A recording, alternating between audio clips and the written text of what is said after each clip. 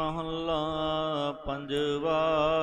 सतगुरु श्री गुरु अर्जन देव साहिब जी महाराज पंजवें पातशाह सूही राग दे विच ये पावन शब्द के अंदर जग्यासु मुख द्वारा कथन करते हैं कि उहियो मिलन प्रभ ताई। कि परमेश्वर दे मिलन वास्ते मेरा हिरदा उत्साह दे सहित होया है। जिवें पुन्नियां दी रात च चंद्रमणि नूं चंद्रमा दे सामने रख दईए तां उहदे विचों अमृत जल दे तुबके डिगन लग पैंदे ने। इसे प्रकार चंद्रमा की तरह जिस वेले गुरु साहिब जी सामने होंदे ने तदों जग्यासू की बुद्ध रूप चंद्रमणि विचों प्रेम जल दे अमृत जल के तुबके डिगन लग पैंदे। भाव उन्हां दा हिरदा प्रेम दे विच उछल आउंदा है। जिवें पुन्नियां दा चंद्रमा वेख के समुंदर उछलदा है उहनूं जवार भाटा कहिंदे ने। इंज गुरु साहिब के दर्शन करके संगत विच प्रेम का उमाह उछाला आउंदा है। खोजत चरियो देखो प्रै जाई। मैं उस परमात्मा नूं लभण वास्ते चढ़िया कि मैं जाके सो प्यारे पति परमेश्वर नूं वेखना करा कि उसका स्वरूप कैसा है। जां सतसंगत रूप जगह दे विच प्यारी अकाल पुरख नूं वेखना करा। सुनत संदेसरो प्रयाग्रह छेज वशाई। प्यारे पति परमेश्वर दा गुरु दे शब्द या संतां भगतां वेदां शास्त्रां द्वारा सुनेहा सुन के अपने हिरदे रूप घर दे विच प्रीति शरधा रूप सेजा ये विछाउणा कीती है। भ्रम भ्रम आयो तो नदर न पाई। उहदी प्राप्ति लई दर दर ते भड़क भड़क के आया तां भी उन्होंने दृष्टि नहीं पाउणा कीती या तां भी उस पिरी ने अपनी दृष्टि नहीं साडे ते पाई। अर्थात जिवें चिड़ी बाज तो डरदी एकदम किसी कमरे के अंदर वड़दी है तो अंदर उन्होंने हनेरा ही हनेरा प्रतीत होता है, जिस करके डरदी हुई दोबारा फिर बाहर आ जाती है तो बाज उन्होंने पकड़ के खा जाता है। इसी प्रकार अपनी बिरती रूप चिड़ी भरम रूपी बाज की भरमाई हुई अंतःकरण के अंदर आके टिकाणा पाउणा चाहुंदी है, पर अंदर उन्होंने अज्ञान करके हनेरा ही हनेरा प्रतीत होता है, जिस करके वो डरदी हुई फिर बाहर मुखी हो जाती है तो भरम रूपी बाज खा जाता। इं अंदर परमेश्वर की नज़र नहीं पाई कि चेतन केड़ी चीज़ है। किन बिद हियरो धीरै ने मानो।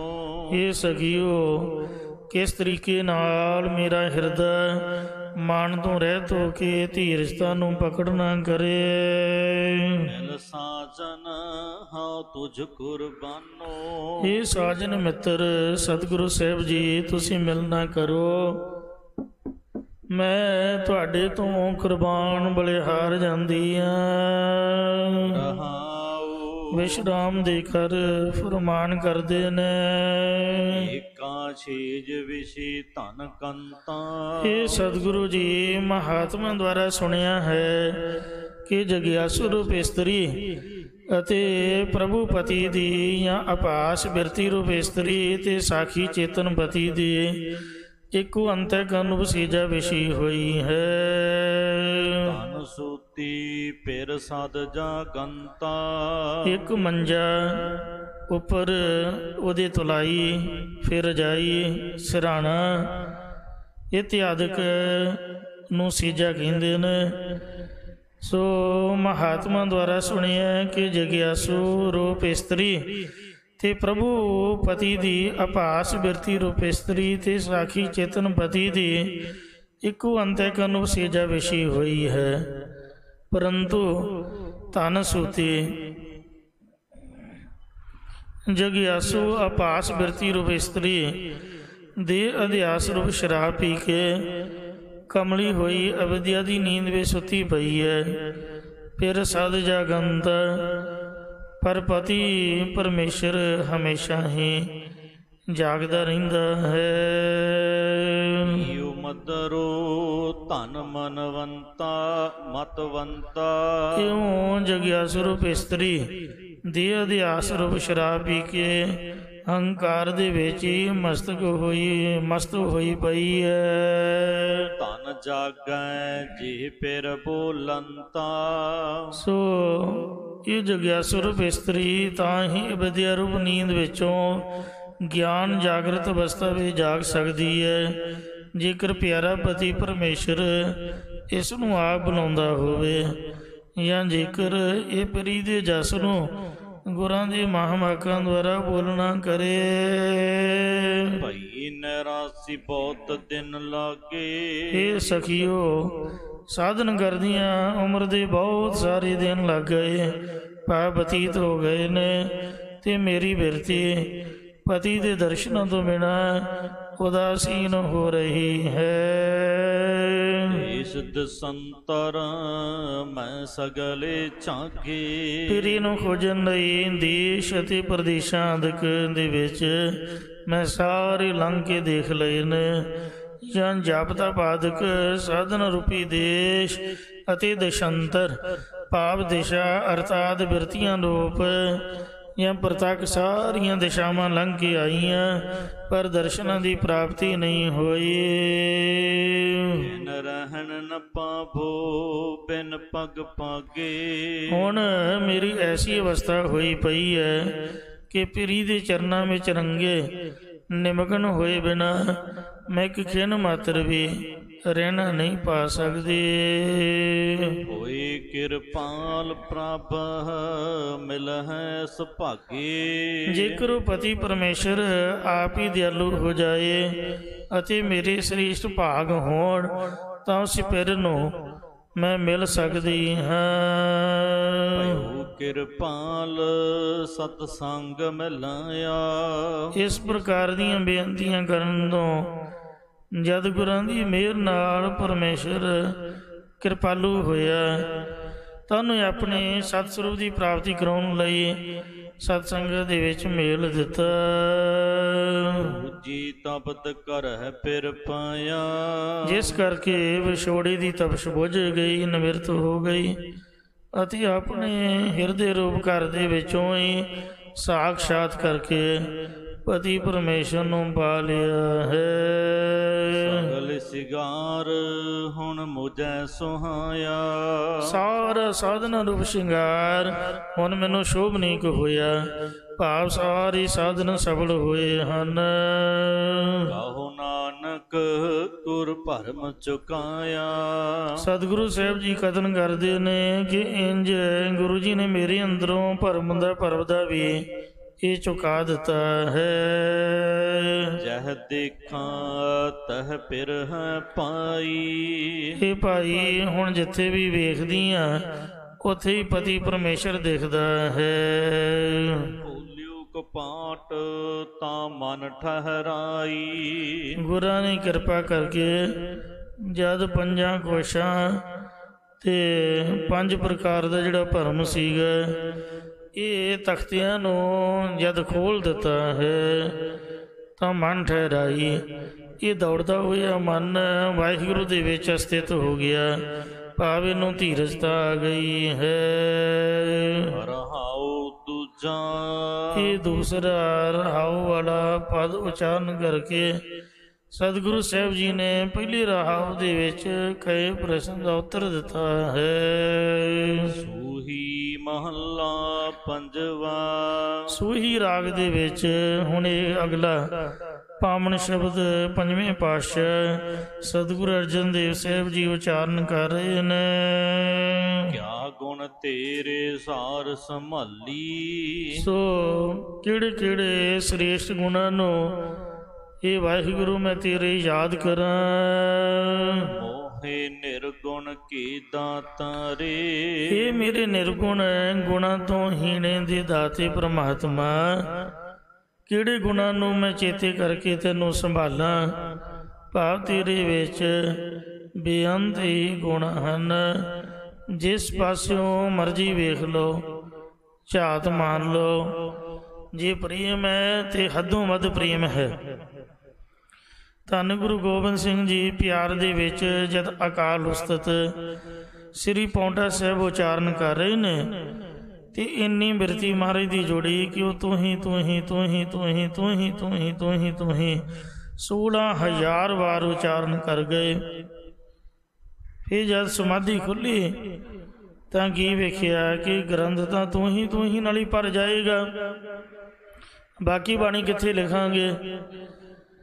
ਤੋ 16,000 ਦੀ ਬਜਾਏ 16 ਵਾਰ ਹੀ ਲਿਖਿਆ। 16 ਵਾਰ ਗੁਰੂ ਸਾਹਿਬ ਨੇ ਲਿਖਿਆ ਅਕਾਲ ਉਸਤਤ 'ਚ। 16 ਵਾਰ ਕਹਿਣ ਦਾ 16,000 ਵਾਰ ਦਾ ਫਲ ਪ੍ਰਾਪਤ ਹੁੰਦਾ ਹੈ। ਇੰਜ ਜੇ ਕਲਗੀਧਰ ਮਹਾਰਾਜ ਦਾ ਵਿਰਾਗ ਤੇ ਪ੍ਰੇਮ ਵੇਖੋ ਤਾਂ ਵੀ ਹੱਦੋਂ ਵੱਧ। 4 ਯੁਗਾਂ ਦੀ ਤਪੱਸਿਆ ਕਰਨੀ, ਚੌਂਕੜਾ ਮਾਰ ਕੇ ਪਿਆਰ ਤੋਂ ਬਗੈਰ ਨਹੀਂ ਹੋ ਸਕਦਾ।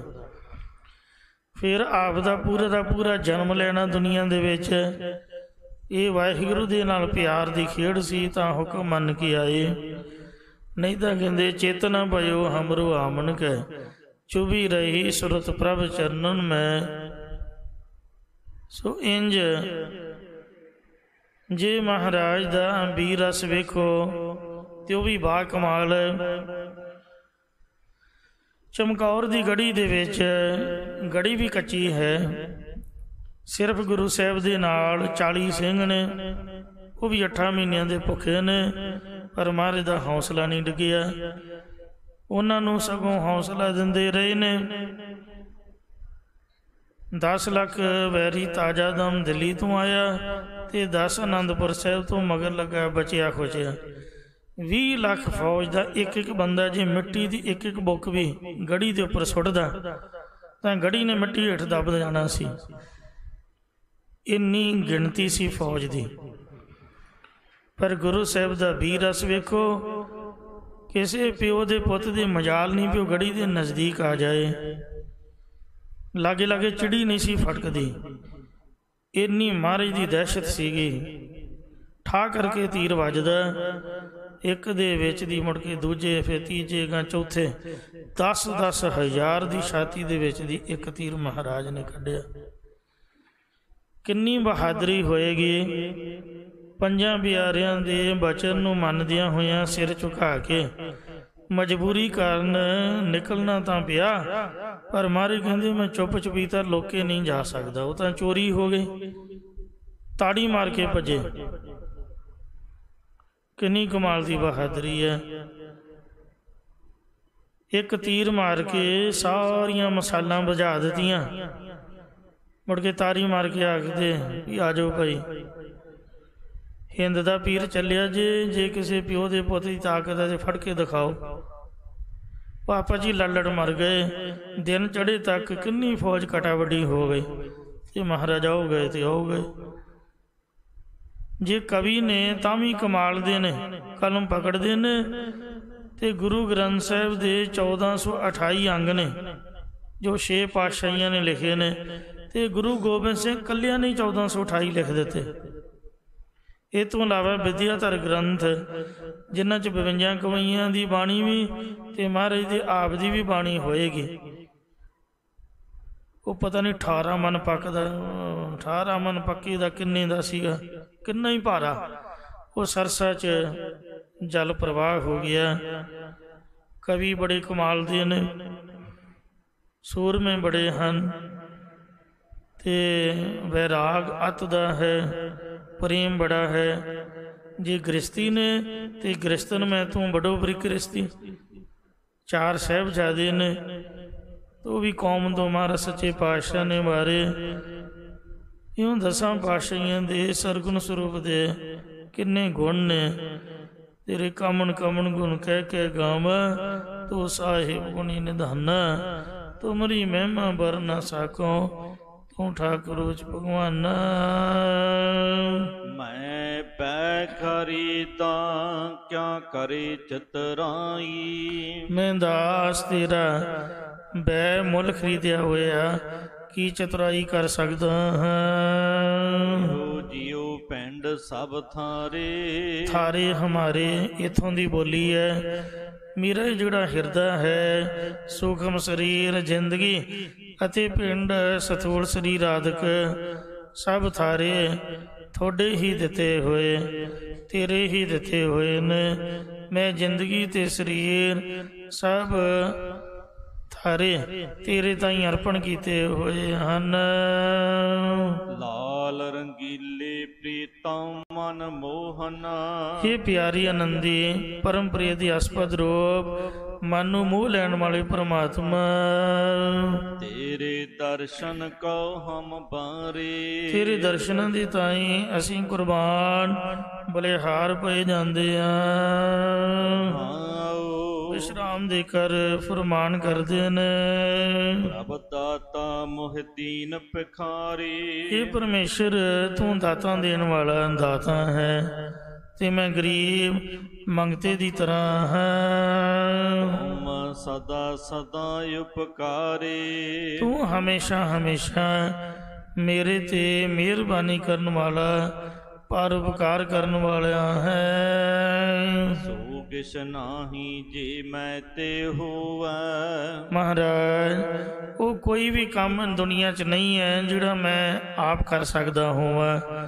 ਭਾਵ ਮੈਂ ਖੁਦ ਆਪ ਕਰਨ ਜੋਗਾ ਕੁਛ ਵੀ ਨਹੀਂ ਹਾਂ। ਮੇਰੇ ਠਾਕਰ ਅਗਮ ਅਪਾਰੇ। ਇਹ ਮੇਰੇ ਗਮਦਾਂ ਤੋਂ ਰਹਿਤ ਅਪਹੁੰਚ ਅਤੇ ਬੇਅੰਤ ਸੁਆਮੀ ਪਰਮੇਸ਼ਰ, ਮੈਂ ਕੋਈ ਵੀ ਕੰਮ ਆਪਦੀ ਮਰਜ਼ੀ ਨਾਲ, ਆਪਦੇ ਬਲ ਨਾਲ, ਜ਼ਬਰਦਸਤੀ ਜ਼ੋਰੋਂ ਜ਼ਬਰੀ ਨਹੀਂ ਕਰ ਸਕਦਾ ਹਾਂ। ਕਿਆ ਸੇਵ ਕਮਾਵੋ ਕਿਆ ਕਹਿਰੀ ਜਾਵੋ। ਇਹ ਪਰਮੇਸ਼ਰ, ਮੈਂ ਸਰੀਰ ਕਰਕੇ ਤੇਰੀ ਕਿਹੜੀ ਸੇਵਾ ਕਮਾਉਣਾ ਕਰਾਂ ਤੇ ਰਸਨਾ ਦੁਆਰਾ ਕੀ ਆ ਕੇ ਤੈਨੂੰ ਪ੍ਰਸੰਨ ਕਰਾਂ।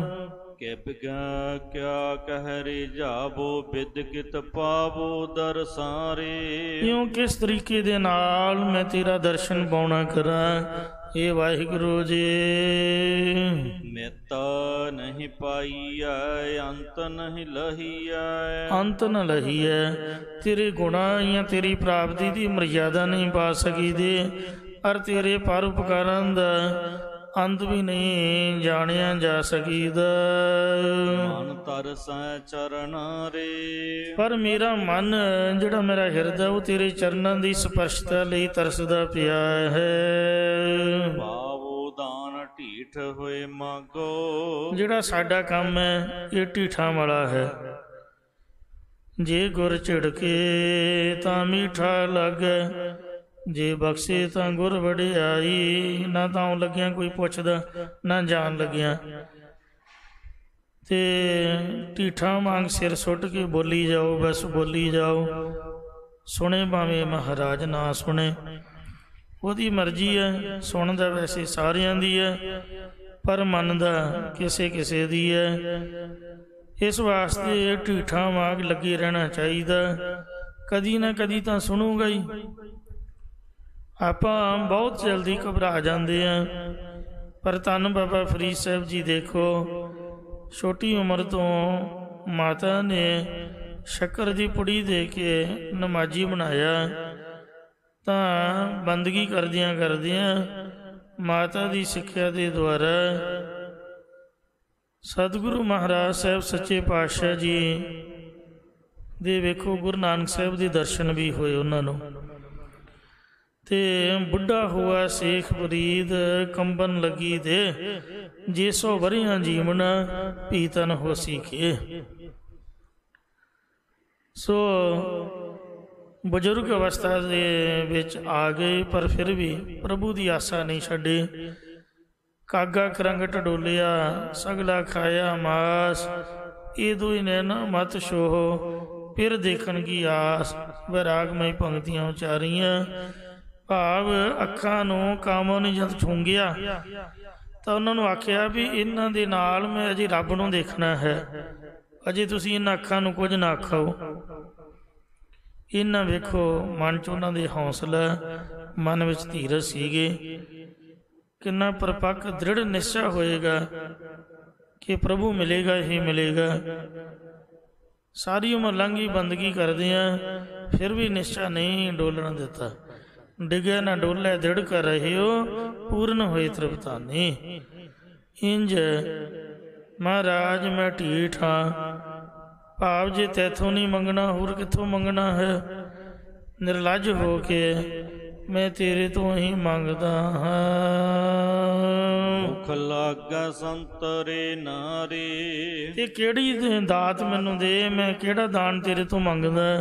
ਮੈਨੂੰ ਇਹ ਖੈਰਾਤ ਪਾ ਕਿ ਸ਼ਾਂਤ ਚਿਤ ਮਹਾਤਮਾ ਜਨਾਂ ਦੇ ਚਰਨਾਂ ਦੀ ਧੂੜੀ ਮੇਰੇ ਮੁਖ ਤੇ ਮਸਤਕ ਉੱਪਰ ਲੱਗ ਜਾਏ।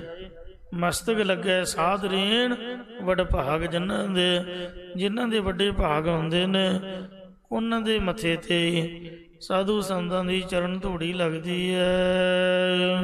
ਨਾਨਕ ਕਉ ਗੁਰ ਕਿਰਪਾ ਧਾਰੀ, ਸਤਿਗੁਰੂ ਮਹਾਰਾਜ ਸਾਹਿਬ ਕਥਨ ਕਰਦੇ ਕਿ ਮੇਰੇ ਦਾਸ ਤੇ ਤਾਈ ਸਤਿਗੁਰਾਂ ਨੇ ਮਿਹਰ ਦੀ ਦ੍ਰਿਸ਼ਟੀ ਧਾਰੀ ਹੈ। ਪ੍ਰਭ ਹਾਥ ਦੇਨ ਸਤਾਰੇ, ਜਿਸ ਕਰਕੇ ਪਰਮੇਸ਼ਰ ਨੇ ਆਪਣੀ ਕਿਰਪਾ ਦਾ ਭਰਿਆ ਹੱਥ ਦੇ ਕੇ ਸੰਸਾਰ ਸਮੁੰਦਰ ਤੋਂ ਤਾਰਨਾ ਕੀਤਾ ਹੈ। ਸੂਹੀ ਮਹੱਲਾ ਪੰਜਵਾ। ਪੰਜਵੇਂ ਪਾਤਸ਼ਾਹ ਧੰਨ ਸਤਿਗੁਰੂ ਅਰਜਨ ਦੇਵ ਸਾਹਿਬ ਜੀ ਮਹਾਰਾਜ। ਸਾਧ ਸੰਗਤ ਜੀਓ, ਜਿਸ ਵੇਲੇ ਸ੍ਰੀ ਅੰਮ੍ਰਿਤਸਰ ਸਾਹਿਬ ਵਿਖੇ ਸੰਗਤਾਂ ਨੂੰ ਉਪਦੇਸ਼ ਦੇ ਕੇ ਤਾਰ ਰਹੇ ਸਨ ਤੇ ਸੰਗਤਾਂ ਬਹੁਤ ਪ੍ਰੇਮ ਨਾਲ ਹਰੀ ਦਾ ਸਰਵਣ ਕਰਦੀਆਂ ਤੇ ਉਤਸ਼ਾਹ ਦੇ ਨਾਲ ਸੇਵਾ ਕਰਿਆ ਕਰਦੀਆਂ ਸਨ। ਉੱਥੇ ਇੱਕ ਸਿੱਖ ਜੋ ਸੇਵਾ ਦੇ ਸਮੇਂ ਟਾਲ ਮਟੋਲਾ ਕਰ ਜਾਂਦਾ ਸੀਗਾ ਤੇ ਬਾਹਰ ਬਾਜ਼ਾਰ ਦੇ ਵਿੱਚ ਚਲਾ ਜਾਂਦਾ ਸੀ। ਜਦੋਂ ਲੰਗਰ ਦੇ ਵਿੱਚ ਲੰਗਰ ਵਰਤਦਾ ਜਾਂ ਕੜਾਹ ਪ੍ਰਸ਼ਾਦ ਵਰਤਾਇਆ ਜਾਂਦਾ, ਉਦੋਂ ਆ ਕੇ ਦੂਸਰੇ ਸਿੱਖਾਂ ਨਾਲ ਝਗੜਾ ਕਰਿਆ ਕਰੇ ਕਿ ਮੈਨੂੰ ਹੋਰ ਜ਼ਿਆਦਾ ਪ੍ਰਸ਼ਾਦ ਦੇਵੋ, ਮੇਰਾ ਵੀ ਹੱਕ ਬਣਦਾ ਹੈ, ਕਿਉਂਕਿ ਮੈਂ ਵੀ ਇੱਥੇ ਗੁਰਦੁਆਰੇ ਰਹਿੰਦਾ, ਤੁਸੀਂ ਆਪ ਹੀ ਸਾਰਾ ਖਾਈ ਜਾਂਦੇ ਹੋ। ਤਦੋਂ ਕੁਝ ਸਿਆਣੇ ਸਿੱਖਾਂ ਨੇ ਸਤਿਗੁਰਾਂ ਦੇ ਚਰਨ ਕਮਲਾਂ ਪਾਸ ਬੇਨਤੀ ਕੀਤੀ ਕਿ ਮਹਾਰਾਜ ਫਲਾਣਾ ਸਿੱਖ ਸੇਵਾ ਦੇ ਸਮੇਂ ਟਲ ਕੇ ਬਾਹਰ ਬਾਜ਼ਾਰ 'ਚ ਚਲਿਆ ਜਾਂਦਾ ਤੇ ਕੜਾਹ ਪ੍ਰਸ਼ਾਦ ਤੇ ਲੰਗਰ ਵਰਤਨ ਵੇਲੇ ਆ ਕੇ ਸਿੱਖਾਂ ਨਾਲ ਝਗੜਦਾ ਹੈ। ਕਈ ਚੜ੍ਹੇ ਘੋੜੇ ਸਵਾਰ ਆਉਂਦੇ ਹੀ ਗੁਰਦੁਆਰੇ ਝਗੜਾ ਕਰਨ ਹਨ ਤੇ ਉਹ ਕਹਿੰਦਾ ਵੀ ਮੈਨੂੰ ਬਹੁਤਾ ਪ੍ਰਸ਼ਾਦ ਦੇਵੋ। ਉਹਨੂੰ ਮੰਗਣ ਦੀ ਆਦਤ ਪੈ ਗਈ ਹੈ, ਆਪ ਕਿਰਪਾ ਕਰਕੇ ਸਮਝਾਓ। ਤਦ ਸਤਿਗੁਰਾਂ ਨੇ ਉਹ ਸਿੱਖ ਨੂੰ ਕੋਲ ਬੁਲਾਇਆ ਤੇ ਸਭ ਸੰਗਤਾਂ ਦੇ ਤਾਈਂ ਆਪਣਾ ਮੁਖ ਕਰਕੇ ਸੰਬੋਧਨ ਕਰਦਿਆਂ ਸਰਬ ਸਾਂਝਾ ਉਪਦੇਸ਼ ਬਖਸ਼ਿਸ਼ ਕੀਤਾ। ਘਰ ਤੀਜੇ ਘਰ ਸੁਰ ਤਾਲ ਦੇ ਵਿੱਚ ਇਹ ਸ਼ਬਦ ਉਚਾਰ ਰਹੇ ਹਨ। ਓੰਕਾਰ ਇੱਕ ਅਦੁੱਤੀ ਬ੍ਰਹਮ ਓੰਕਾਰ ਜੋ ਸਰਬ ਦਾ ਪ੍ਰਕਾਸ਼ਕ ਹੈ। ਸਤਿਗੁਰ ਪ੍ਰਸਾਦ ਜੋ ਸਤਿਗੁਰਾਂ ਦੀ ਕਿਰਪਾ ਦੁਆਰਾ ਪ੍ਰਾਪਤ ਹੁੰਦਾ ਹੈ। ਸੇਵਾ ਥੋੜੀ ਮੰਗਨ ਬਹੁਤਾ, ਇਹ ਭਾਈ ਅਸੀਂ ਜੀਵ ਸੇਵਾ ਤਾਂ ਥੋੜ੍ਹੀ ਕਰਦੇ ਹਾਂ, ਘੱਟ ਕਰਦੇ ਹਾਂ, ਪਰ ਉਹਦਾ ਫਲ ਬਹੁਤਾ ਹੀ ਮੰਗਣ ਬੈਠ ਜਾਂਦੇ ਆ। ਜਾਂ ਜਿਹੜੀ ਭਗਤੀ ਆ ਵੀ ਸੇਵਾ ਹੀ ਹੈ। ਭਗਤੀ ਰੂਪ ਸੇਵਾ ਤਾਂ ਥੋੜ੍ਹੀ ਕਰਦੇ ਹਾਂ, ਭਾਵ ਜਪਜੀ ਸਾਹਿਬ ਦੀਆਂ ਪੌੜੀਆਂ 5 ਹੀ ਪੜ੍ਹਦੇ ਹਾਂ ਤੇ ਅਰਦਾਸਾਂ ਹਜ਼ਾਰਾਂ ਕਰਦੇ ਹਾਂ। ਭੱਜੇ ਆਈਦਾ ਤੇ ਕਾਹਲੀ ਦੇ ਨਾਲ ਆਪ ਦੀ ਅਰਦਾਸ ਕਰਕੇ ਭੱਜ ਕੇ ਹੀ ਤੁਰ ਜਾਈਦਾ। ਬਲਕਿ ਪਿਆਰ ਸਤਿਕਾਰ ਸ਼ਰਧਾ ਨਾਲ ਜਦ ਵੀ ਅਰਦਾਸ ਕਰਾਉਣੀ ਹੋਵੇ ਤਾਂ ਕੁਝ ਸਮਾਂ ਆਪ ਦੇ ਕੋਲ ਲੈ ਕੇ ਆਉਣਾ ਚਾਹੀਦਾ। ਥੋੜ੍ਹਾ ਬਹੁਤਾ ਮਹਾਰਾਜ ਦੇ ਚਰਨਾਂ 'ਚ ਬੈਠ ਕੇ ਕੁਝ ਹਾਜ਼ਰੀ ਲਵਾਈ ਜਾਏ। 5 ਵਾਰ ਘੱਟ ਤੋਂ ਘੱਟ ਮੂਲ ਮੰਤਰ ਤੇ 5 ਵਾਰ ਵਾਹਿਗੁਰੂ ਤਾਂ ਕਹਿਣਾ ਜ਼ਰੂਰੀ ਹੋਈ ਹੈ। ਭਗਤੀ ਰੂਪ ਸੇਵਾ ਤਾਂ ਆਪਾਂ ਕਰਦੇ ਹੀ ਨਹੀਂ, ਬਿਲਕੁਲ ਥੋੜ੍ਹੀ ਕਰਦੇ ਹਾਂ, ਪਰ ਧਰਮ ਅਰਥ ਕਾਮ ਮੋਖ ਆਦਿਕ ਉਹਦਾ ਫਲ ਪਦਾਰਥ ਬਹੁਤੇ ਮੰਗ ਬੈਠਦੇ ਹਾਂ। ਹਲ ਨ ਪਾਵੈ ਕਹਿ ਤੋ ਬਹੁਤਾ। ਇਸ ਜੀਵ ਨੇ ਕਦੇ ਸਾਧ ਸੰਗਤ ਤੁਰਿਆ ਪਦ ਸਰੂਪ ਰੂਪੀ ਮਹਲ ਤਾਂ ਪਾਇਆ ਨਹੀਂ, ਪਰ ਝੂਠਾ ਕਹਿੰਦਾ ਹੈ ਕਿ ਮੈਂ ਪਹੁੰਚਿਆ ਹੋਇਆ ਫਕੀਰ ਹਾਂ, ਮੈਨੂੰ ਹੁਣ ਕਿਸੇ ਕਰਮ ਧਰਮ ਦੀ ਲੋੜ ਨਹੀਂ, ਮੈਨੂੰ ਤਾਂ ਸਭ ਕੁਛ ਪ੍ਰਾਪਤ ਹੋ ਗਿਆ ਹੈ। ਜੋ ਪ੍ਰੇਮਾਨੈ ਤਿਨ ਕੀ ਰੀਸਾ। ਜਿਹੜੇ ਗੁਰਮੁਖ ਜਨ ਪਿਆਰੇ ਪ੍ਰਭੂ ਨੂੰ ਮੰਨਦੇ ਨੇ, ਜਾਂ ਜੋ ਪਿਆਰੇ ਪ੍ਰਭੂ ਨੇ ਆਪਣੇ ਸੇਵਕ ਮੰਨ ਲਏ ਨੇ, ਰੀਸ ਉਹਨਾਂ ਗੁਰਮੁਖਾਂ ਦੀ ਕਰਦਾ, ਬਰਾਬਰੀ ਸੇਵਾਦਾਰਾਂ ਦੀ ਕਰਦਾ ਹੈ। ਕਰੋ ਬਰਾਬਰੀ ਜੋ ਪ੍ਰੇ ਸੰਗ ਰਾਤੀ, ਇਹ ਹਉਮੈ ਕੀ ਢਿਠਾਈ, ਇਹ ਹਉਮੈ ਦਾ ਢੀਠ ਪੁਣਾ ਹੈ। ਕਿ ਜਿਹੜੇ ਜੀਵ ਪ੍ਰਭੂ ਦੇ ਨਾਲ ਰੰਗੇ ਹੋਏ ਰੱਤੇ ਮਿੱਥੇ, ਬਰਾਬਰੀ ਉਹਨਾਂ ਦੀ ਕਰਦਾ ਹੈ। ਕੂੜੇ ਮੂਰਖ ਕੀ ਹਾਠੀਸਾ। ਇਹ ਜਿਹੜਾ ਸੰਪਰਦਾਈ ਪਾਠ ਹੈ ਉਹ ਕੀ ਹਾ ਠੀਸਾ। ਸੋ ਆਮ ਤੌਰ 'ਤੇ ਸਰੂਪਾਂ ਦੇ ਵਿੱਚ ਹਾਠੀਸਾ ਲਿਖਿਆ ਹੁੰਦਾ ਹੈ, ਕੂੜੇ ਮੂਰਖ ਕੀ ਹਾਠੀਸਾ, ਪਰ ਸੰਪਰਦਾਈ ਗਿਆਨੀ ਕੀ ਹਾ ਠੀਸਾ। ਠੀਸਾ ਨਾਮ ਹੈ ਗੱਪਾਂ ਮਾਰਨ ਦਾ, ਗੱਪਾਂ ਜਿੰਨੀਆਂ ਮਰਜ਼ੀ ਸੁਣ ਲਓ। ਝੂਠੇ ਮੂਰਖ ਦੀਆਂ ਬੇਸਮਝ ਜੀਵ ਦੀਆਂ ਝੂਠੀਆਂ ਹੀ ਗੱਪਾਂ ਨੇ, ਕੂੜਾ ਕੂੜੀ ਠੀਸ ਝੂਠੇ ਦੀਆਂ ਝੂਠੀਆਂ ਗੱਪਾਂ ਨੇ। ਝੂਠੇ ਮੂਰਖ ਜੀਵ ਦੀ ਝੂਠੀ ਹੀ ਹਾਠੀਸਾ ਹਠਤਾਈ ਹੈ। ਵਿਸ਼ਰਾਮ ਦੇ ਕਰ ਫਰਮਾਨ ਕਰਦੇ ਨੇ, ਭੇਖ ਦਿਖਾਵੈ ਸਚ ਨ ਕਮਾਵੈ। ਉੱਪਰੋਂ ਦਾ ਸੰਤਾਂ ਮਹਾਤਮਾ ਵਾਲਾ ਭੇਖ ਦਿਖਾਉਂਦਾ ਹੈ ਕਿ ਮੈਂ ਬ੍ਰਹਮ ਗਿਆਨੀ ਹਾਂ, ਪਰ ਅੰਦਰੋਂ ਸੱਚ ਨੂੰ ਕਮਾਉਂਦਾ ਨਹੀਂ ਹੈ। ਤੋ ਮਹਲੇ ਨਿਕਟ ਨ ਆਵੈ। ਮੂੰਹੋਂ ਆਪਣੇ ਆਪ ਨੂੰ ਤੁਰਿਆ ਪਦ ਸਰੂਪ ਰੂਪੀ ਮਹਲ ਦਾ ਮਾਲਕ ਕਹਿੰਦਾ ਹੈ, ਪਰ ਕਦੇ ਮਹਲ ਦੀ ਪ੍ਰਾਪਤੀ ਕਰਾਉਣ ਵਾਲੇ ਵੈਰਾਗ ਵਿਵੇਕ ਆਦਿਕ ਸਾਧਨਾਂ ਦੇ ਨੇੜੇ ਵੀ ਨਹੀਂ ਆਉਂਦਾ। ਜਾਂ ਆਪਣੇ ਆਪ ਨੂੰ ਮਹਿਲੀ ਭਾਵ ਕਹਿੰਦਾ ਜਗਿਆਸੂ ਹੈ ਕਿ ਮੈਨੂੰ ਸਰੂਪ ਦੀ ਸਖਿਆਤਤਾ ਹੈ, ਪਰ ਅੰਤਰਮੁਖ ਬਿਰਤੀ ਕਰਕੇ ਕਦੇ ਨੇੜੇ ਨਹੀਂ ਆਉਂਦਾ। ਸਦਾਏ ਮਾਇਆ ਕਾ ਮਾਤਾ। ਬਾਹਰੋਂ ਤਾਂ ਆਪਣੇ ਆਪ ਨੂੰ ਮਿਰਕਤ ਤਿਆਗੀ ਸਦਾਉਂਦਾ ਹੈ, ਪਰ ਅੰਦਰੋਂ ਮਾਇਆ ਦੇ ਮੋਹ ਦਾ ਮਸਤ ਕੀਤਾ ਹੋਇਆ ਹੈ। ਮਨ ਨਹੀਂ ਪ੍ਰੀਤਾ ਕਹੈ ਮੁਖ ਰਾਤਾ। ਚਿੱਤ ਦੇ ਵਿੱਚ ਵਾਹਿਗੁਰੂ ਦੀ ਪ੍ਰੀਤੀ ਹੈ ਹੀ ਨਹੀਂ, ਭਾਵ ਵਿਸ਼ਿਆਂ ਦੀ ਪ੍ਰਾਇਣ, ਤੇ ਮੂੰਹੋਂ ਕਹਿੰਦਾ ਕਿ ਮੈਂ ਤਾਂ ਹਮੇਸ਼ਾ ਪਰਮੇਸ਼ਰ ਦੇ ਪ੍ਰੇਮ ਨਾਮ ਰੰਗ ਦੇ ਵਿੱਚ ਰੰਗਿਆ ਹੋਇਆ ਹਾਂ। ਕਹੋ ਨਾਨਕ ਪ੍ਰਭ ਬਿਨੋ ਸੁਨੀਜੈ। ਸਤਿਗੁਰੂ ਮਹਾਰਾਜ ਸਾਹਿਬ ਕਥਨ ਕਰਦੇ ਕਿ ਇੰਜ ਬੇਨਤੀ ਕਰੋ ਕਿ ਹੇ ਪਰਮੇਸ਼ਰ ਸਾਡੀ ਇੱਕ ਬੇਨਤੀ ਸੁਣੋ। ਚਲ ਕਠੋਰ ਕਾਮੀ ਮੁਕਤ ਕੀਜੈ। ਅਸੀਂ ਸਰੀਰ ਕਰਕੇ ਕੁਚਲ ਖੋਟੀ ਚਾਲ ਵਾਲੇ ਤੇ ਬਾਣੀ ਕਰਕੇ ਸਖਤ ਵਚਨ ਬੋਲਣ ਵਾਲੇ ਹਾਂ।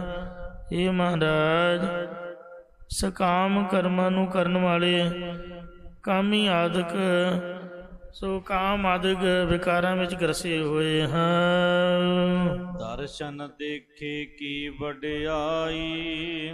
ਕੁਚਲ ਕਠੋਰ ਕਾਮੀ ਮੁਕਤ ਕੀਜੈ। ਹੇ ਸੱਚੇ ਪਾਤਸ਼ਾਹ, ਅਸੀਂ ਸਰੀਰ ਕਰਕੇ ਖੋਟੀ ਚਾਲ ਵਾਲੇ ਹਾਂ, ਬਾਣੀ ਕਰਕੇ ਸਖਤ ਬਚਨ ਬੋਲਣ ਵਾਲੇ ਹਾਂ, ਤੇ ਕਾਮੀ ਸਕਾਮ ਕਰਮਾਂ ਨੂੰ ਕਰਨ ਵਾਲੇ ਹਾਂ, ਜਾਂ ਕਾਮ ਆਦਿਕ ਵਿਕਾਰਾਂ ਦੇ ਗਰਸੇ ਹੋਏ ਹਾਂ। ਕਿਰਪਾ ਕਰਕੇ ਸਾਨੂੰ ਮੁਕਤ ਕਰੋ ਜੀ, ਕਿਉਂਕਿ ਤੇਰੇ ਦਰਸ਼ਨ ਜੋ ਵੇਖ ਰਹੇ ਹਾਂ, ਹੈ ਭਾਵੇਂ ਮਾੜੇ ਹਾਂ। ਕਾਮ ਨਾ ਬਿਸਰਿਓ, ਕ੍ਰੋਧ ਨਾ ਬਿਸਰਿਓ, ਲੋਭ ਨਾ ਛੋਟਿਓ ਦੇਵਾ, ਪਰ ਨਿੰਦਾ ਮੁਕਤੀ ਨਹੀਂ ਛੋਟੀ, ਨਿਫਲ ਪਈ ਸਭ ਸੇਵਾ। ਪਰ ਤੇਰੇ ਦਰਸ਼ਨ ਤਾਂ ਕਰ ਰਹੇ ਹਾਂ ਮਹਾਰਾਜ, ਤੇਰੇ ਦਰਸ਼ਨਾਂ ਨੂੰ ਵੇਖਣ ਦੀ ਸਾਨੂੰ ਵਡਿਆਈ ਸ਼ੋਭਾ ਪ੍ਰਾਪਤ ਹੋਵੇ ਜੀ। ਤੁਮ ਸੁਖ ਦਾਤੇ ਪੁਰਖ ਸੁਭਾਈ। ਤੁਸੀਂ ਸਾਰੇ ਸੁੱਖਾਂ ਦੇ ਦੇਣ ਵਾਲੇ, ਪਰਿਪੂਰਨ ਤੇ ਸ਼ੋਭਾ ਦੇ ਦੇਣ ਵਾਲੇ ਹੋ। ਇੱਥੇ ਦੂਜਾ ਰਹਾਉ ਮਹਾਰਾਜ ਜੀ ਨੇ ਉਚਾਰਿਆ ਹੈ। ਰਾਗੀਆਂ ਦੀ ਮਰਜ਼ੀ ਹੈ, ਭਾਵੇਂ ਇਹਨੂੰ ਟੇਕ ਬਣਾ ਕੇ ਸ਼ਬਦ ਗਾਉਣ, ਉਹਨਾਂ ਦੀ ਮਰਜ਼ੀ ਹੈ, ਭਾਵੇਂ ਵਿਚਕਾਰ ਲੈ ਰਹਾਉ ਨੂੰ ਸ਼ਬਦ ਦੀ ਟੇਕ ਬਣਾ ਲੈਣ। ਸੂਹੀ ਮਹੱਲਾ ਪੰਜਵਾ। ਸੂਹੀ ਰਾਗ ਦੇ ਵਿੱਚ ਸਤਿਗੁਰੂ ਜੀ ਫਿਰ ਜੀਵ ਦੀ ਹਾਲਤ ਦੱਸਦੇ ਨੇ। ਪੂਰੇ ਕਾਮ ਕਉ ਊਠ ਖਲੋਇਆ। ਜੇ ਕੋਈ ਸਾਨੂੰ ਸਤ ਸੰਗਤ ਬਾਰੇ ਆਖੇ ਕਿ ਕਥਾ ਕੀਰਤਨ ਸਰਵਣ ਕਰਨਾ ਹੈ ਜਾਂ ਪਾਠ ਕਰਨਾ ਹੈ ਜਾਂ ਕੋਈ ਸੇਵਾ ਕਰਨੀ ਹੈ, ਸਿਮਰਨ ਕਰਨਾ ਹੈ ਜਾਂ ਮਹਾਂਪੁਰਖਾਂ ਦੇ ਦਰਸ਼ਨ ਕਰਨੇ ਨੇ, ਚੰਗੇ ਕੰਮ ਲਈ ਕੋਈ ਆਖੇ, ਫਿਰ ਤਾਂ ਸਾਨੂੰ 100 ਬਹਾਨੇ ਔੜਦੇ ਨੇ। ਪਰ ਜੇ ਕੋਈ ਬੁਰਾ ਕੰਮ ਕਰਨ ਬਾਰੇ ਸਲਾਹ ਦੇ ਤੇ ਝੱਟ ਹੀ ਉੱਠ ਕੇ ਖਲੋ ਜਾਂਦਾ ਹੈ। ਭਾਵ ਆਲਸ ਤਿਆਗ ਕੇ ਸਾਵਧਾਨ ਹੋ ਕੇ ਬਰਿਆਈ ਵਾਲੇ ਕੰਮਾਂ ਨੂੰ ਕਰਦਾ ਹੈ। ਨਾਮ ਕੀ ਬੇਲਾ ਪੈ ਪੈ ਸੋਇਆ। ਜਦੋਂ ਦਾ ਸੌਣ ਦਾ ਵੇਲਾ ਹੁੰਦਾ ਉਦੋਂ ਦਾ ਚੋਰੀਆਂ ਜਾਰੀਆਂ ਬੁਰੇ ਕੰਮਾਂ ਲਈ ਉੱਠ ਖਲੋਂਦਾ ਹੈ। ਜਦੋਂ ਨਾਮ ਦਾ ਵੇਲਾ ਹੁੰਦਾ, ਅੰਮ੍ਰਿਤ ਵੇਲਾ, ਉਦੋਂ ਲੰਮੀਆਂ ਤਾਣ ਕੇ ਪੈ ਕੇ ਸੌਂ ਜਾਂਦਾ ਹੈ। ਨਾਮ ਜਪਣ ਦੀ ਘੜੀ ਜੋ ਅੰਮ੍ਰਿਤ ਵੇਲਾ, ਉਸ ਵੇਲੇ ਕਹਿੰਦਾ ਮੈਨੂੰ ਨੀਂਦ ਆ ਰਹੀ ਹੈ। ਇਹ ਬਾਬੇ ਨੇ ਸਪੀਕਰ ਕਾਹਤੋਂ ਲਾਤਾ? ਇਹ ਆਪ ਤਾਂ ਸੌਂਦਾ, ਦੂਜਿਆਂ ਨੂੰ ਵੀ ਨਹੀਂ ਸੌਣ ਦਿੰਦਾ। ਸੋ ਬੱਚਿਆਂ ਦੀ ਪੜ੍ਹਾਈ ਖਰਾਬ ਹੋ ਰਹੀ ਹੈ। ਇਸ ਤਰੀਕੇ ਦੇ ਨਾਲ ਬਹੁਤ ਜ਼ਿਆਦਾ ਮਨਮੁਖਤਾਈ ਵਾਲੇ ਬਚਨ ਕਰਦਾ, ਲੰਮੀਆਂ ਤਾਣ ਕੇ ਜਾਗਣ ਵੇਲੇ ਸੁੱਤਾ ਰਹਿੰਦਾ ਹੈ। ਨਾਮ ਜਪਣ ਦਾ ਵੇਲਾ, ਇਹ ਜੋ ਮਨੁੱਖਾ ਜਨਮ ਹੈ, ਇਹਦੇ ਵਿੱਚ ਆਲਸ ਪੈ ਕੇ, ਅਵਿਦਿਆ ਦੀ ਨੀਂਦ ਵਿੱਚ ਪੈ ਕੇ ਸੁੱਤਾ ਹੋਇਆ ਹੈ। ਕਬੀਰ ਜੀ ਕਹਿੰਦੇ, ਕਬੀਰ ਸੂਤਾ ਕਿਆ ਕਰ, ਉੱਠ ਕੇ ਨਾ ਜਪੈ ਮੁਰਾਰ, ਇੱਕ ਦਿਨ ਸੋਮਣ ਹੋਏਗੋ ਲਾਂਬੇ ਗੋੜ ਪ੍ਰਸਾਰ। ਕਹਿੰਦੇ ਹੁਣ ਤਾਂ ਤੂੰ ਗੁੱਸਾ ਕਰਦਾ ਕਿ ਮੈਨੂੰ ਕੋਈ ਉਠਾਉਂਦਾ ਕਿਉਂ ਹੈ, ਪਰ ਇੱਕ ਦਿਨ ਐਸਾ ਆਵੇਗਾ ਤੂੰ ਗੋਡੇ ਪਸਾਰ ਕੇ ਪੱਕਾ ਹੀ ਸੌਂ ਜਾਏਗਾ। ਨਾ ਤਾਂ ਤੈਨੂੰ ਕੋਈ ਉਠਾਏਗਾ, ਨਾ ਹੀ ਤੂੰ ਉੱਠਣਾ ਹੈ। ਭਾਵ ਕਬਰ ਦੇ ਵਿੱਚ ਤੂੰ ਲੰਮੇ ਪੈ ਜਾਏਗਾ ਸਦੀਆਂ ਤੱਕ। ਫਿਰ ਤੂੰ ਆਪਣੀ ਨੀਂਦ ਪੂਰੀ ਕਰ ਲਈ, ਮੁੜ ਕੇ ਨਹੀਂ ਤੈਨੂੰ ਕੋਈ ਤੰਗ ਕਰੇਗਾ। ਪਰੇਸ਼ਾਨੀਆਂ, ਤੰਗੀਆਂ, ਤੁਰਸ਼ੀਆਂ ਤਾਂ ਜਿਉਂਦੇ ਬੰਦੇ ਨੂੰ ਹੁੰਦੀਆਂ ਨੇ। ਜਿਉਂਦਿਆਂ ਨੂੰ ਹੀ ਸਿੱਖਿਆ ਦਿੰਦੇ ਨੇ, ਜਿਉਂਦਿਆਂ ਨੂੰ ਹੀ ਸਮਝਾਉਂਦੇ ਨੇ। ਜਦ ਮਰ ਹੀ ਗਿਆ ਤਾਂ ਫਿਰ ਸੁੱਤਾ ਰਹੀ ਚੁੱਪ ਕਰਕੇ। ਤੋ ਇਸ ਲਈ ਉੱਠ ਜਾਗ ਕੁਰਾੜੇ, ਮਾਰ ਨਹੀਂ ਤੂੰ ਇਸ ਜਹਾਨੋਂ ਜਾਵੇਂਗੀ, ਮੁੜ ਕਦਮ ਨਾ ਇੱਥੇ ਪਾਵੇਂਗੀ। ਸਿਆਣਿਆਂ ਦਾ ਕਹਿਣਾ, ਨੀਂਦ ਤੇ ਭੁੱਖ ਜਿੰਨੀ ਮਰਜ਼ੀ ਵਧਾ ਲਓ ਉਨੀ ਹੀ ਵੱਧ ਜਾਂਦੀ ਹੈ, ਜੇ ਘਟਾ ਲਓ ਤਾਂ ਘਟ ਜਾਂਦੀ ਹੈ। ਆਮ ਜਿਹੜਾ ਕੰਮਕਾਰ ਵਾਲਾ ਬੰਦਾ ਹੈ, ਦਿਹਾੜੀ ਟੱਪੇ ਵਾਲਾ, ਤੇ ਉਹਦਾ ਸਰੀਰ ਸਾਵਧਾਨ ਹੁੰਦਾ, ਉਹ ਤਾਂ 6 ਘੰਟਿਆਂ ਦੇ ਵਿੱਚ ਹੀ ਆਪਦੀ ਨੀਂਦ ਪੂਰੀ ਕਰ ਸਕਦਾ ਹੈ। ਜਿਹੜੇ ਪੜ੍ਹਾਈ ਵਾਲੇ ਬੱਚੇ ਨੇ ਉਹਨਾਂ ਨੂੰ 8 ਘੰਟੇ ਸੌਣਾ ਪੈਂਦਾ ਤੇ ਸੌਣਾ ਚਾਹੀਦਾ ਹੈ। ਜਿਹੜੇ ਸੰਤ ਨੇ, ਰੱਬ ਦੇ ਪਿਆਰ ਵਾਲੇ ਨੇ, ਉਹ 4 ਘੰਟਿਆਂ 'ਚ ਆਪਦੀ ਨੀਂਦ ਸਮਾਪਤ ਕਰ ਦਿੰਦੇ ਨੇ। ਤੇ ਜੇ ਰਾਤ 4 ਘੰਟੇ ਸੌਂ ਲਿਆ ਫਿਰ ਦਿਨੇ ਸਾਵਧਾਨ, ਤੇ ਜੇ ਦਿਨੇ ਘੜੀ ਘੰਟਾ ਆਰਾਮ ਕਰ ਲਿਆ ਫਿਰ ਰਾਤ ਨੂੰ ਥੋੜ੍ਹਾ ਸੰਕੋਚ ਕਰ ਦੇ। ਜਿਹੜੇ ਬ੍ਰਹਮ ਗਿਆਨੀ ਨੇ ਪੂਰਨ, ਜਿਨ੍ਹਾਂ ਨੂੰ ਰੱਬ ਦੀ ਪ੍ਰਾਪਤੀ ਹੋ ਚੁੱਕੀ ਹੈ, ਉਹ ਤਾਂ ਅੱਧੇ ਪੌਣੇ ਘੰਟੇ ਜੀ ਬੈੱਡ ਰੈਸਟ, ਨੀਂਦਰ ਤਾਂ ਆਉਂਦੀ ਹੋਈ ਨਹੀਂ। ਕੇਵਲ ਸਰੀਰ ਨੂੰ ਫਰੀ ਮਾਈਂਡ ਕਰਨ ਲਈ ਬੈੱਡ ਰੈਸਟ ਦਿੰਦੇ ਨੇ। ਇਹ ਗੁਰੂ ਮਹਾਰਾਜ ਦੀ, ਵਾਹਿਗੁਰੂ ਦੀ ਮਰਜ਼ਾਦਾ ਹੈ ਕਿ ਰਾਤ ਨੂੰ ਸੌਣਾ ਜ਼ਰੂਰੀ ਹੈ। ਤੇ ਇਸ ਲਈ ਮਰਜ਼ਾਦਾ ਨੂੰ ਰੱਖਣ ਵਾਸਤੇ ਬੈੱਡ ਰੈਸਟ ਕਰਦੇ ਅੱਧਾ ਪੌਣਾ ਘੰਟਾ। ਤੇ ਮਹਾਰਾਜ ਦੀ ਮਰਜ਼ਾਦਾ ਵੀ ਅੰਨ ਜ਼ਰੂਰ ਖਾਣਾ ਹੈ, ਭਾਵੇਂ ਇੱਕ ਬੁਰਕੀ ਹੋਈ ਖਾਓ। ਜਿਹੜਾ ਛੱਡ ਕੇ ਬੈਠਦਾ ਹੈ, ਨਾ ਸੁਹਾਗਣ ਹੈ ਤੇ ਨਾ ਉਹ ਰੰਡੀਆਂ ਚੋਂ ਹੈ। ਛੋੜੈ ਅੰਨ ਕਰੇ ਪਾਖੰਡ, ਨਾ ਸੁਹਾਗਣ ਨਾ ਉਹ ਰੰਡ। ਤੇ ਇਸ ਲਈ ਭਾਵੇਂ ਅੱਧੀ ਰੋਟੀ ਖਾਂਦੇ ਜ਼ਰੂਰ ਨੇ, ਇੱਕ ਮਨ 'ਚ ਹੰਕਾਰ ਨਹੀਂ ਆਉਂਦਾ। ਕਈ ਕਹਿਣਗੇ ਮੈਂ ਤਾਂ ਗੁਰਦੁਆਰਿਓਂ ਨਹੀਂ ਖਾਂਦਾ।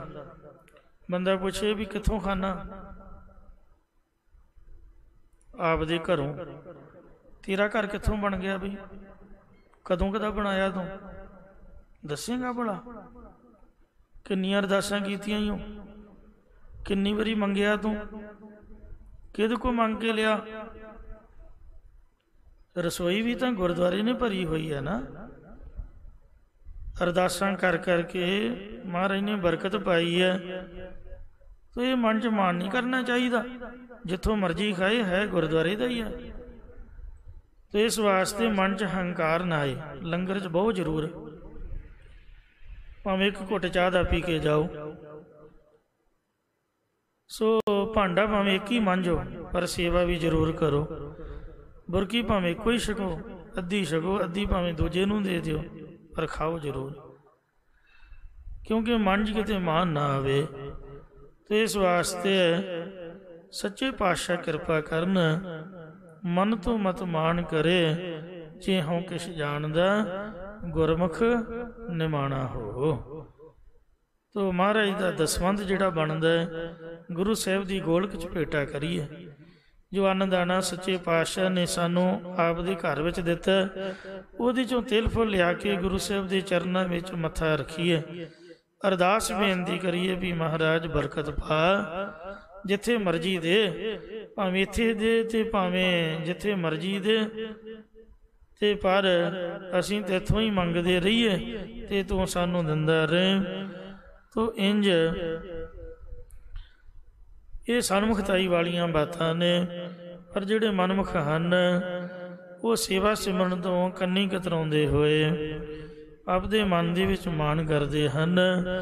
ਕਬੀਰ ਸਾਹਿਬ ਜੀ ਕਹਿੰਦੇ ਨੇ, ਕਬੀਰ ਸੂਤਾ ਕਿਆ ਕਰੇ, ਇੰਨੀ ਵੀ ਨੀਂਦ ਨਾ ਵਧਾਈਏ ਕਿ ਸੂਰਜ ਛਿਪੇ ਤੋਂ ਸੌਂ ਜਾਈਏ। ਤੇ ਜਦ ਜਿਵੇਂ ਕਮਲ ਦਾ ਫੁੱਲ ਸੂਰਜ ਵੇਖ ਕੇ ਖਿੜਦਾ ਹੈ, ਇੰਜ ਕਿਰਨਾਂ ਜਦ ਸ਼ੀਸ਼ੇ ਰੋਸ਼ਨਦਾਨ ਥਾਣੀ ਬਾਰੀ ਥਾਣੀ ਮੂੰਹ 'ਤੇ ਆ ਕੇ ਪੈਣ, ਤੇ ਉੱਠ ਕੇ ਫਿਰ ਵੀ ਵਾਹਿਗੁਰੂ ਨਾ ਕਹੇ, ਇਹੀ ਆਖੇ ਵੀ ਲਿਆ ਬੀਬੀ ਚਾਹ ਨਾਸ਼ਤਾ। ਤੋ ਇਸ ਤਰੀਕੇ ਨਾਲ ਐਸਾ ਹਿਸਾਬ ਨਾ ਹੋਵੇ।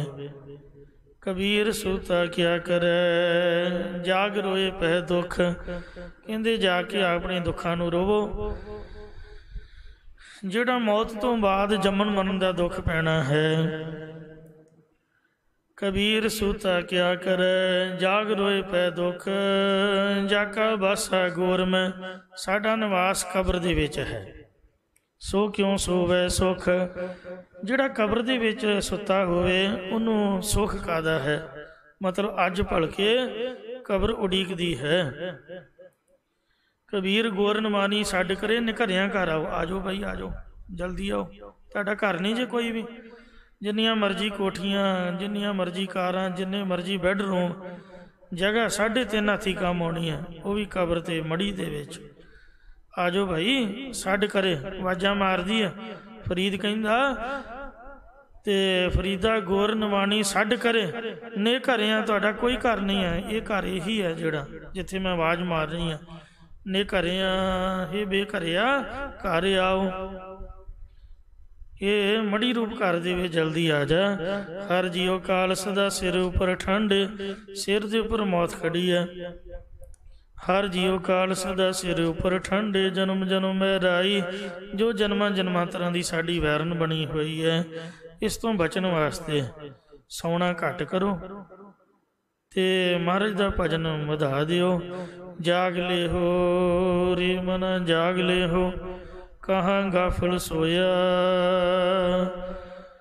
ਗਾਫਲਤਾਈ ਦੀ ਨੀਂਦ ਦੇ ਵਿੱਚ ਕਹਿੰਦੇ ਕੀ ਸੁੱਤਾ ਹੋਇਆ ਹੈ। ਜੋ ਤਨ ਉਪਜਿਆ ਸੰਗ ਹੀ, ਸੋ ਵੀ ਸੰਗ ਨਾ ਹੋਇਆ।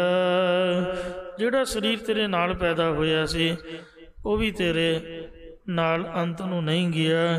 ਇਸ ਲਈ ਪਾਤਸ਼ਾਹ ਜੀ ਫਰਮਾਉਂਦੇ ਨੇ, ਏ ਕਾਮ ਕਉ ਉਠ ਖਲੋਇਆ। ਚੋਰੀ ਜਾਰੀ ਆਦਿਕ ਬੁਰੇ ਕੰਮ ਲਈ ਉੱਠ ਕੇ ਖਲੋ ਜਾਂਦਾ। ਭਾਵ ਆਲਸ ਤਿਆਗ ਕੇ, ਸਾਵਧਾਨ ਹੋ ਕੇ ਮੰਦੇ ਬੁਰਿਆਈ ਵਾਲੇ ਕੰਮਾਂ ਨੂੰ ਕਰਦਾ ਹੈ। ਬੇਲਾ ਪੈ ਪੈ ਸੋਇਆ। ਪਰ ਨਾਮ ਜਪਣ ਦੀ ਜਿਹੜੀ ਘੜੀ ਦਾ ਸਮਾਂ ਜੋ ਅੰਮ੍ਰਿਤ ਵੇਲਾ ਹੈ, ਉਸ ਵੇਲੇ ਪੈ ਪੈ ਕੇ ਭਾਵ ਲੰਮੀਆਂ ਤਾਣ ਕੇ ਸੁੱਤਾ ਰਹਿੰਦਾ ਹੈ। ਨਾਮ ਜਪਣ ਦਾ ਵੇਲਾ ਇਹ ਮਨੁੱਖਾ ਜਨਮ ਸੀਗਾ, ਇਹਦੇ ਚਾਲ 'ਚ ਪੈ ਕੇ ਅਵਿਦਿਆ ਦੀ ਨੀਂਦ ਦੇ ਵਿੱਚ ਸੁੱਤਾ ਹੋਇਆ ਹੈ। ਜਿਹੜੀ 3 ਵਜੇ ਤੋਂ ਬਾਅਦ ਦੀ ਨੀਂਦ ਹੁੰਦੀ ਹੈ ਉਹ ਸੁਪਨਿਆਂ ਵਾਲੀ ਅਤੇ ਬੇਆਰਾਮੀ ਵਾਲੀ ਹੁੰਦੀ ਹੈ। ਸਿਰ ਦਰਦ ਅਤੇ ਲੱਕ ਦਰਦ 6 ਵਜੇ ਤੋਂ ਟਾਈਮ ਟੱਪ ਗਿਆ ਫਿਰ ਤਾਂ ਸਰੀਰ ਬਿਲਕੁਲ ਹੀ ਮਿੱਟੀ ਹੋ ਜਾਂਦਾ।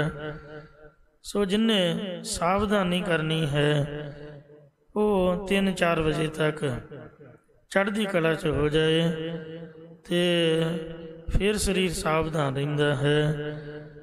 ਤੋ ਜਿੰਨਾ ਵੀ ਵੱਧ ਸੋਏਗਾ ਉਨਾ ਬਲੱਡ ਪ੍ਰੈਸ਼ਰ ਹਾਈ ਹੋਏਗਾ, ਸ਼ੂਗਰ ਵਧੇਗੀ ਅਤੇ ਖੂਨ ਦਾ ਸਰਕਲ ਸਿਰ ਵੱਲੋਂ ਘਟ ਕੇ ਅਤੇ ਲੱਤਾਂ ਵਾਲੇ ਪਾਸੇ ਜਾਣ ਤੋਂ ਸਿਰ ਦਰਦ ਜ਼ਿਆਦਾ ਮਹਿਸੂਸ ਹੁੰਦੀ ਹੈ।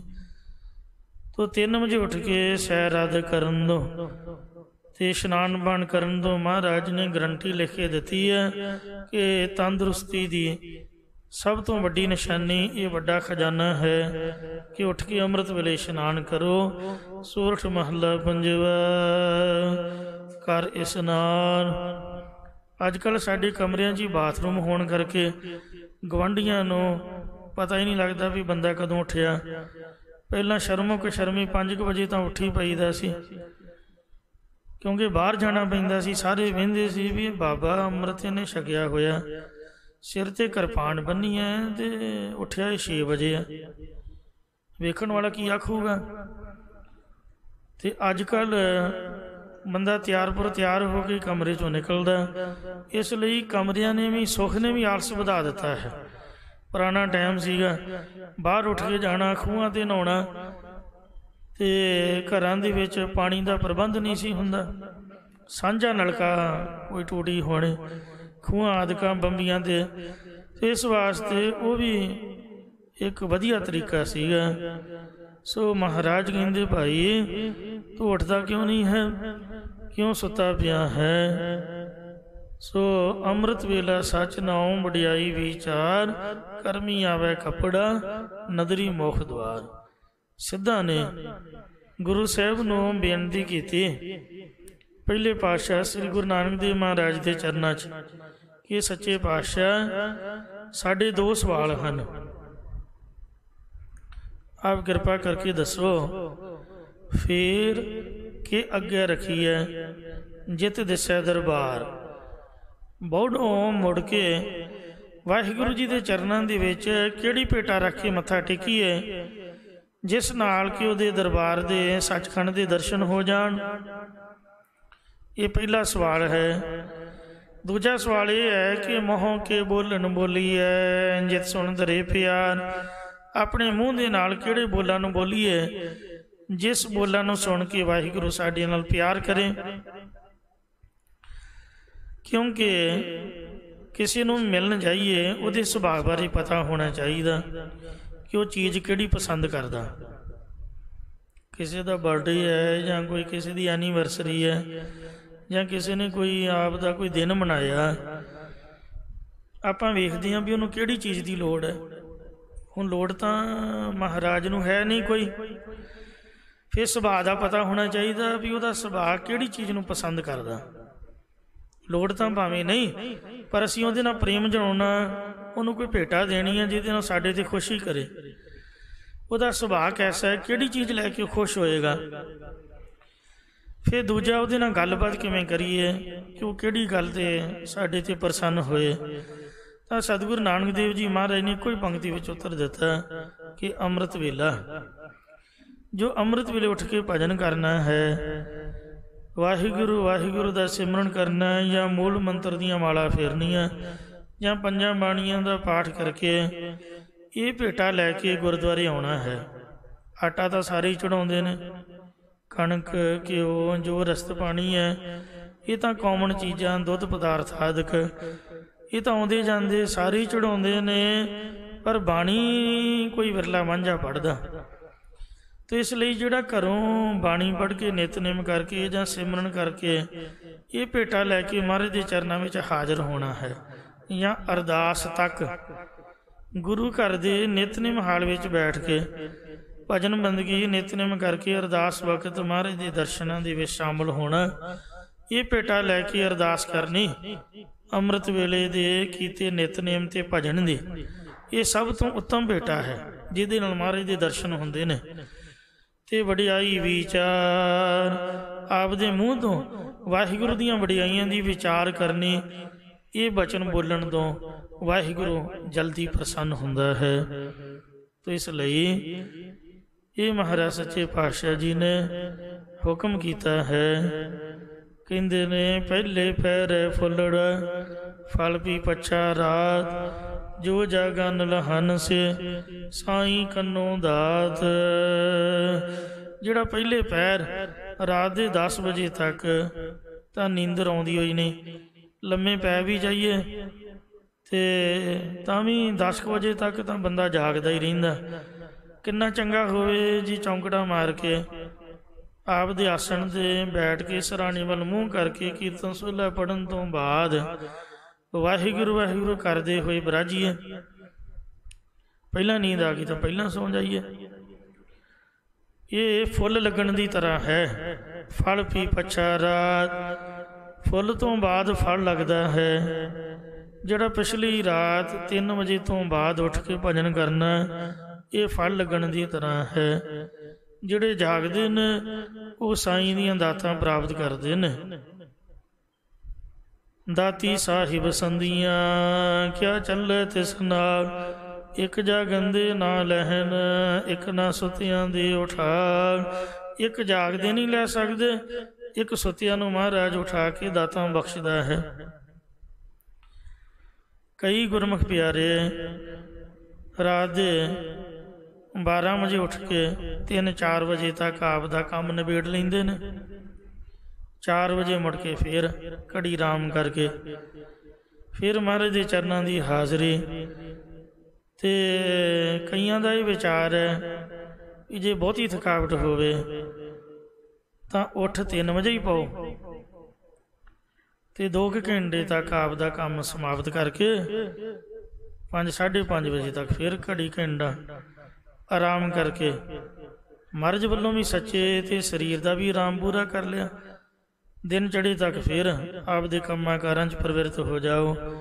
ਪਰ ਉੱਠ ਕੇ ਇਸ਼ਨਾਨ ਕਰਨਾ ਮਹਾਂਪੁਰਖਾਂ ਦੀ ਮਰਜ਼ਾਦਾ, ਉਹਨਾਂ ਦੀ ਵਿਚਾਰ ਹੈ ਕਿ ਅਤੀ ਜ਼ਰੂਰੀ ਹੈ।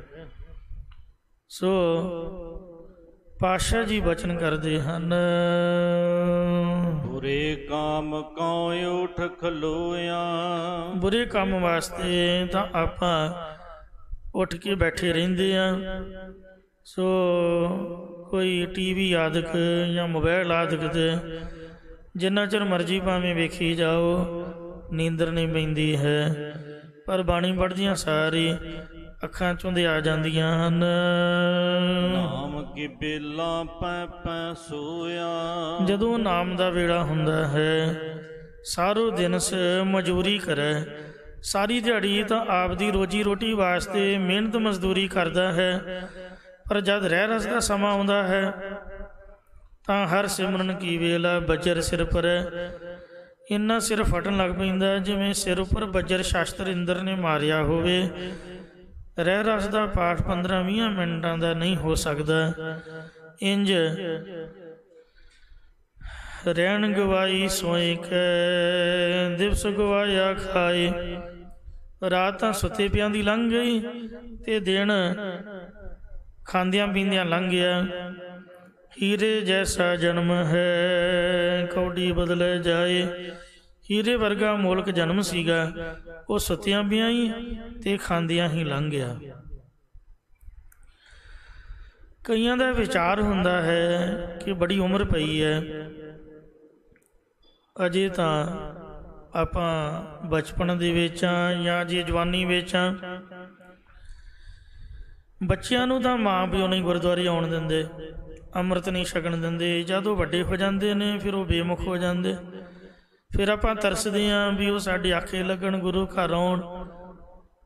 ਤੋ ਇਸ ਵਾਸਤੇ ਜੈਸਾ ਸੁਭਾਅ ਬਚਪਨ ਤੋਂ ਹੋਵੇ ਉਹ ਵੈਸਾ ਹੀ ਫਿਰ ਅੱਗੇ ਨਿਭਦਾ ਹੈ। ਜੇ ਬਚਪਨ ਦੇ ਵਿੱਚ ਤਰੂ ਜਾਂ ਪ੍ਰਹਿਲਾਦ ਵਾਂਗ ਮਹਾਰਾਜ ਨੇ ਉਦਾਹਰਣ ਦਿੱਤੀ ਹੈ, ਚੰਗੇ ਪਾਸੇ ਜੁੜ ਗਿਆ। ਰਾਮ ਜਪੋ ਜੀ ਐਸੇ ਐਸੇ, ਤਰੂ ਪ੍ਰਹਿਲਾਦ ਜਪਿਓ ਹਰ ਜੈਸੇ।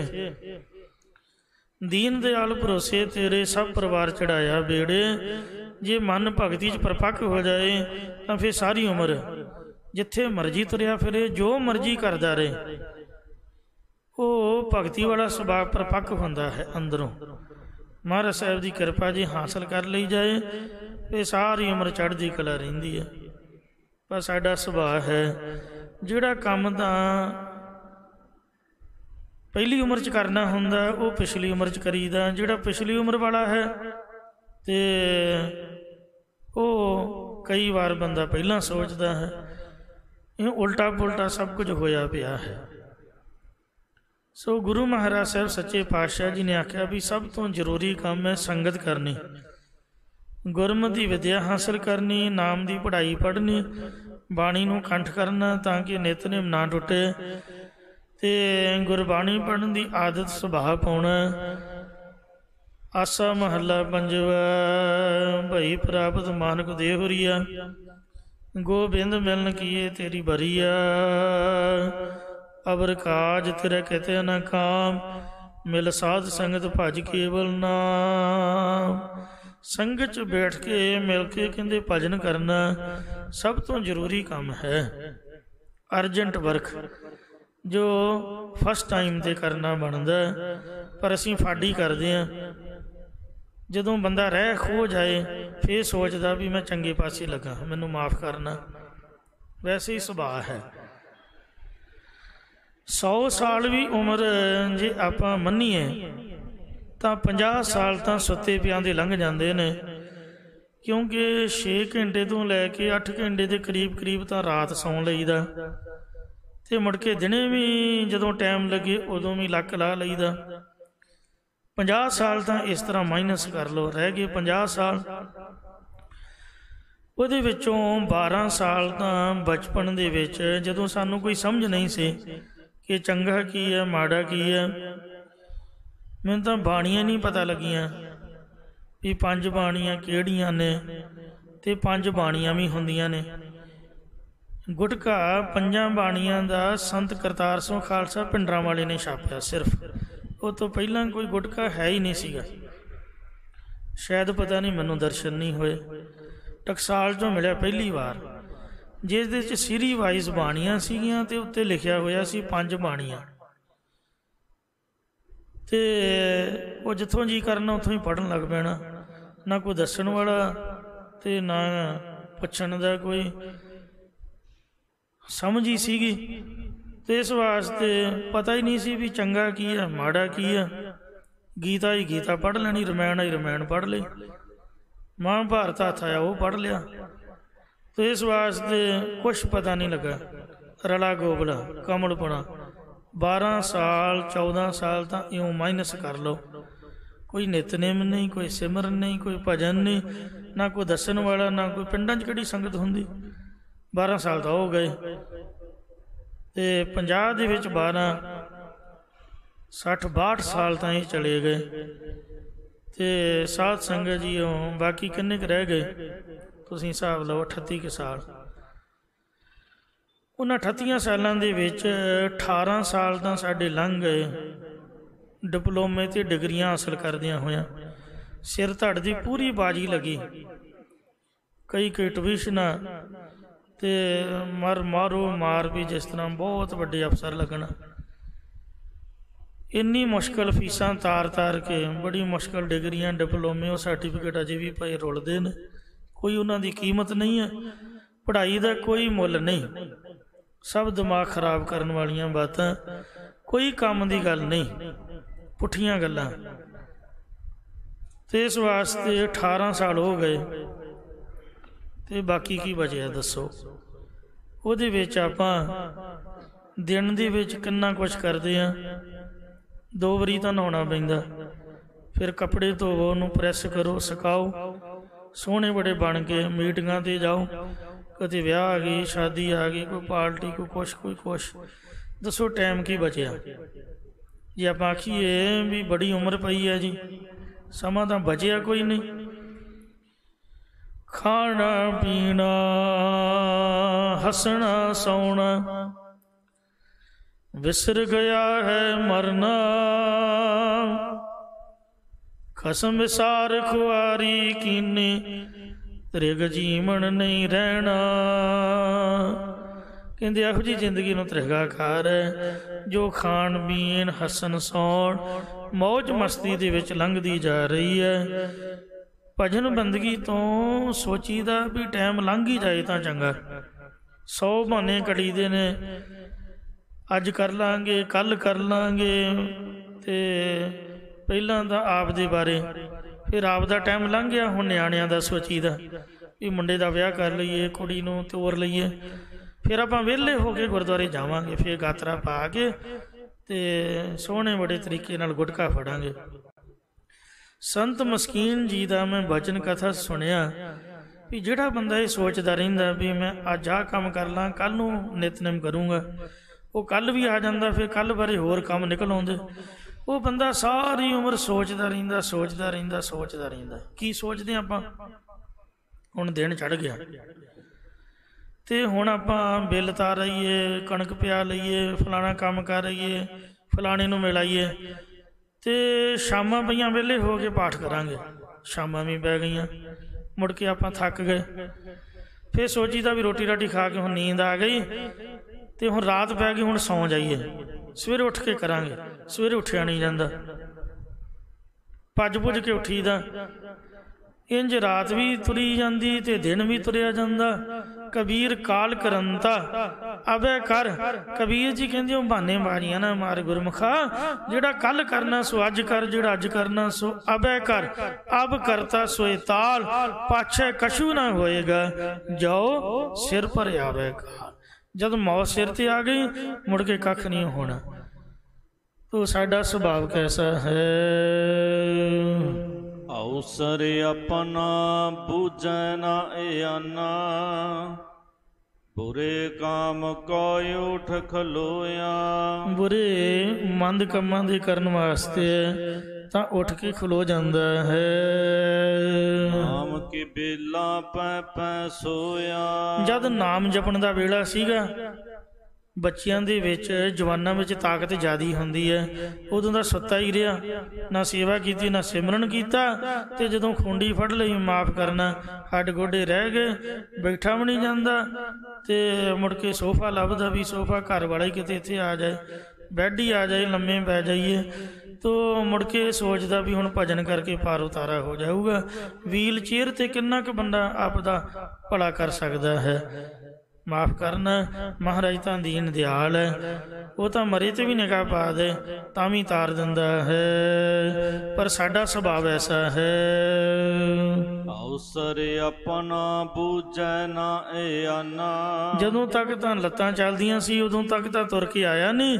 ਜਦੋਂ ਵੀਲ ਚੇਅਰ ਬਣ ਗਈ, ਉਦੋਂ ਕਹਿੰਦਾ ਮੈਨੂੰ ਮੱਥਾ ਟਿਕਾਓ। ਇਹ ਜੀਵ ਅਣਜਾਣ ਬਣੇ 'ਚ ਆਪ ਦਾ ਅੰਤਮ ਸਮਾਂ, ਇਹ ਮਨੁੱਖਾ ਜਨਮ 'ਚ ਪਰਮੇਸ਼ਰ ਦੀ ਪ੍ਰਾਪਤੀ ਦਾ ਸਮਾਂ ਗੁਰਾਂ ਦੁਆਰਾ ਸਮਝਦਾ ਨਹੀਂ ਹੈ। ਮਾਇਆ ਮੋਹ ਰੰਗ ਲਪਟਾਨਾ। ਪੈਸਾ ਕਮਾ ਲਈਏ, ਹਾਏ ਪੈਸਾ, ਹਾਏ ਪੈਸਾ, ਕੰਮਾਂ ਦੇ ਵਿੱਚ ਹੀ ਫਸਿਆ, ਮਾਇਆ ਦੇ ਮੋਹ ਦੇ ਰੰਗ ਦੇ ਵਿੱਚ ਹੀ ਫਸਿਆ ਰਹਿੰਦਾ ਹੈ। ਵਿਸ਼ਰਾਮ ਦੇ ਕੇ ਫਰਮਾਉਂਦੇ ਨੇ,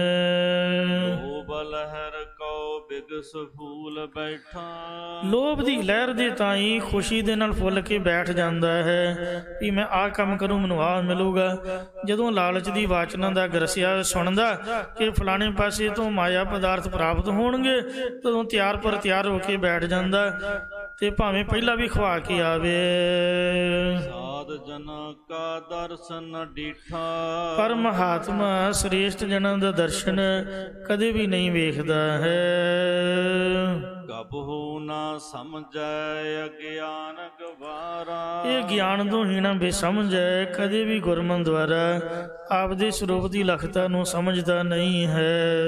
ਬਹੁਰ ਬਹੁਰ ਲਪਟਿਓ ਜੰਜਾਰਾ। ਮੁੜ ਮੁੜ ਕੇ ਸੰਸਾਰ ਦੇ ਜੰਜਾਲਾਂ ਬੰਧਨਾਂ 'ਚ ਲਪਟਿਆ ਫਸਿਆ ਰਹਿੰਦਾ ਹੈ।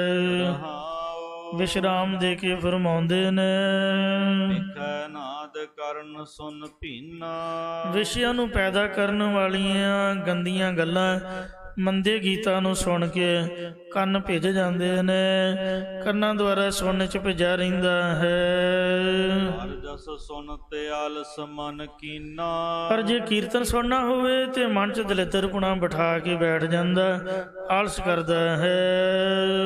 ਦ੍ਰਿਸ਼ਟ ਨਹੀਂ ਰੇ ਪੇਖਤ ਅੰਦੇ, ਇਹ ਅੰਨੇ ਅਗਿਆਨੀ ਜੀਵ, ਤੇਰੇ ਕੋਲ ਆਤਮਿਕ ਦ੍ਰਿਸ਼ਟੀ ਹੈ ਹੀ ਨਹੀਂ। ਛੋੜ ਜਾਹੇ ਝੂਠੇ ਸਭ ਧੰਦੇ, ਜਿਸ ਕਰਕੇ ਤੂੰ ਆਪਦੇ ਸਰੂਪ ਨੂੰ ਵੇਖ ਲਏ, ਸਾਰੇ ਕੰਮ ਕਰ ਝੂਠੇ ਨੇ, ਜਿਨ੍ਹਾਂ ਨੂੰ ਅੰਤ ਵੇਲੇ ਛੱਡ ਕੇ ਤੂੰ ਚਲਿਆ ਜਾਵੇਂਗਾ। ਵਿਸ਼ਰਾਮ ਦੇ ਕੇ ਫਰਮਾਉਂਦੇ ਨੇ, ਆਹੋ ਨਾਨਕ ਪ੍ਰਭ ਬਖਸ਼ ਕਰੀਜੈ। ਮਹਾਰਾਜ ਕਹਿੰਦੇ, ਹੇ ਪਰਮੇਸ਼ਰ, ਤੇਰੇ ਚਰਨਾਂ 'ਚ ਅਰਦਾਸ ਹੈ ਵੀ ਤੂੰ ਆਪ ਦੀ ਬਖਸ਼ ਮਿਹਰ ਕਰ ਸਾਡੇ ਤੇ। ਕਰ ਕਿਰਪਾ ਮੋਹਿ ਸਾਧ ਸੰਗ ਦੀਜੈ, ਕਿਰਪਾ ਕਰ ਤੇ ਮੈਨੂੰ ਆਪ ਦੇ ਮਹਾਤਮਾ ਜਨਾਂ ਦੀ ਸੰਗਤ ਦੇ। ਤਉ ਕਿਛ ਪਾਈਐ ਜੋ ਹੋਈਐ ਰੇਨਾ, ਤਾਂ ਹੀ ਕੁਝ ਪਾਈਦਾ ਹੈ ਜੇ ਸੰਗਤ ਦੇ ਚਰਨਾਂ ਦੀ ਧੂੜ ਬਣ ਕੇ ਰਹੀਏ। ਸੈ ਬੁਝਾਏ ਤਿਸ ਨਾਮ ਲੈਨਾ, ਜਿਹਨੂੰ ਆਪ ਦੀ ਸਿੱਖਿਆ ਸਮਝਾ ਦਿੰਦਾ, ਉਸ ਪੁਰਸ਼ ਨੇ ਹੀ ਤੇਰਾ ਨਾਮ ਲਿਆ ਹੈ। ਆਪ ਦੇ ਵੱਸ ਦੀ ਕੋਈ ਗੱਲ ਨਹੀਂ ਹੈ। ਜਿਹੜੀ ਉਮਰ 'ਚ ਮਹਾਰਾਜ ਲਾ ਲੈਂਦਾ, ਉਸੇ ਉਮਰ 'ਚ ਹੀ ਲੱਗਿਆ ਜਾਂਦਾ ਹੈ। ਇੱਥੇ ਰਹਾਉ ਦੂਜਾ ਅੱਖਰਾਂ 'ਚ ਨਹੀਂ ਲਿਖਿਆ, ਅੰਕ 2 ਜ਼ਰੂਰ ਲਿਖਿਆ, ਇਹ ਦੂਸਰਾ ਰਹਾਉ ਹੈ। ਸੋ 2 ਰਹਾਵਾਂ ਦੇ ਵਿੱਚੋਂ ਜਿਹੜੀ ਮਰਜ਼ੀ ਧਾਰਨਾ ਰੱਖ ਕੇ ਕੀਰਤਨ ਹੋ ਸਕਦਾ। ਇੱਥੇ ਭੁੱਲਾਂ ਚੁੱਕਾ ਖਿਮਾ ਕਰੋ ਜੀ। ਅੱਗੇ ਤੋਂ ਸਮਤ ਬਖਸ਼ੋ, ਸਮਾਪਤੀ ਹੈ। ਮਹਾਰਾਜ ਦੇ ਚਰਨਾਂ 'ਚ ਅਰਦਾਸ ਹੈ ਕਿ ਸੱਚੇ ਪਾਤਸ਼ਾਹ ਸਾਡੇ ਹਿਰਦਿਆਂ 'ਚ ਉਪਦੇਸ਼ ਵਸਾ ਦੇਣ ਜੀ। ਕਿਛ ਪਾਈਐ ਜੋ ਹੋਈਐ ਰੇਨਾ, ਜਿਸੈ ਬੁਝਾਏ ਤਿਸ ਨਾਮ ਲੈਨਾ। ਵਾਹਿਗੁਰੂ ਜੀ ਕਾ ਖਾਲਸਾ, ਵਾਹਿਗੁਰੂ ਜੀ ਕੀ ਫਤਿਹ।